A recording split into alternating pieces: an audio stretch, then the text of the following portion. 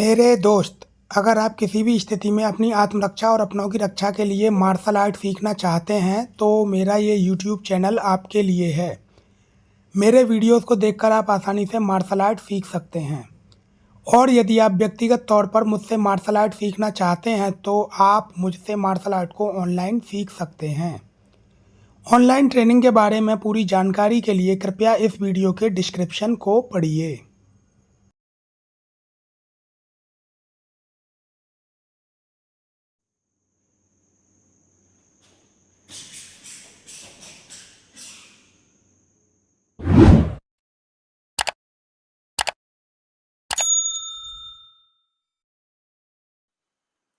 नमस्कार, मैं हूं प्रभात और इस वीडियो में मैं आपको बताने जा रहा हूं मार्शल आर्ट की फाइट पोजीशन के बारे में। मैं आपको बताऊंगा कि मार्शल आर्ट में फाइट पोजीशन को किस तरह से बनाया जाता है।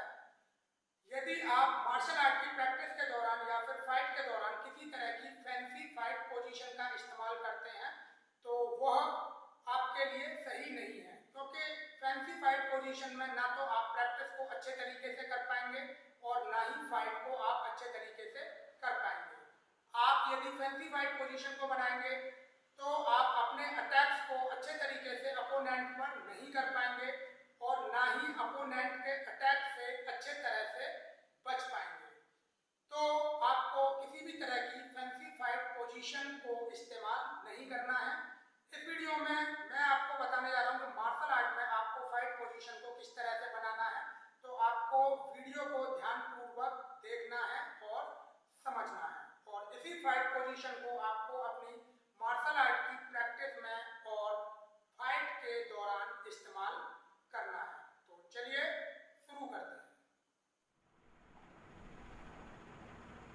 ओके, तो मार्शल आर्ट में फाइट पोजीशन बनाने के लिए आपको सिंपली सीधे खड़ा होना है और अपने दोनों पैरों के बीच में लगभग 1 फीट का गैप आपको रखना है। तो फाइट पोजीशन में आपको जिस पैर को पीछे रखना है, नॉर्मली आप उसे अपने कंफर्टेबल तरीके से उसी की सीट में पीछे कर लीजिए। उसके बाद में आपका जो आगे वाला पैर होगा उसके पंजे पर आपको टर्न होना है और पीछे वाले पैर की एड़ी पर आपको टर्न होना है। तो आगे वाले पैर के पंजे पर इस तरह से टर्न होंगे और पीछे वाले पैर की एड़ी पर इस तरह से टर्न होंगे।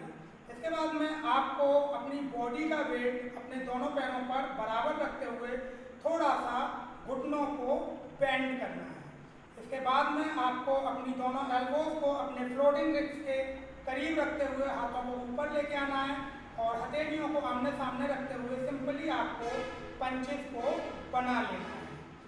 और इसके बाद में आपको अपनी गर्दन को आगे की ओर झुका के अपनी नाक को पंचेस के लेवल में लेके जाना है इस तरह से। और इसके बाद में आपका जो पीठ वाला पोर्शन है, जो अपर बैक होती है, उसे आपको थोड़ा सा पीछे की ओर निकाल देना है इस तरह से। तो ये है आपकी फाइट पोजीशन। और फिर मैं आपको इसी फाइट पोजीशन को दूसरी तरह से बना के दिखाता हूँ। तो आपको सिंपली सीधे खड़ा होना है, अपने पैरों के बीच में 1 फीट का गैप रखना है और जिस पैर को पीछे करना है आपको नॉर्मली उसे उसी की सीट में कंफर्टेबल तरीके से पीछे कर लेना है। इसके बाद में आपको आगे वाले पैर के पंजे पर टर्न होना है और पीछे वाले पैर की एड़ी पर टर्न होना है। तो ये टर्न आगे वाले पैर के पंजे पर और ये टर्न पीछे वाले पैर की एड़ी पर। इसके बाद में आपको अपनी बॉडी का वेट दोनों पैरों पर बराबर रखते हुए थोड़ा सा घुटनों को बेंड कर लेना है। इसके बाद में आपको अपनी एल्बोज को अपने फ्लोटिंग रिब्स के करीब रखते हुए अपने हाथों को इस तरह से ऊपर उठा के लाना है और हथेलियों को आमने सामने रखते हुए पंचेस को बना लेना है। इसके बाद में आपको अपनी गर्दन को थोड़ा सा आगे की ओर झुकाना है और नाक को पंचेस के लेवल में लेके आना है इस तरह से। और इसके बाद में आपको अपनी अपर बैक को यानी कि पीठ के ऊपर वाले हिस्से को थोड़ा सा पीछे की ओर निकाल देना है, यानी कि इस तरह से। तो ये है आपकी मार्शल आर्ट की प्रॉपर फाइट पोजीशन।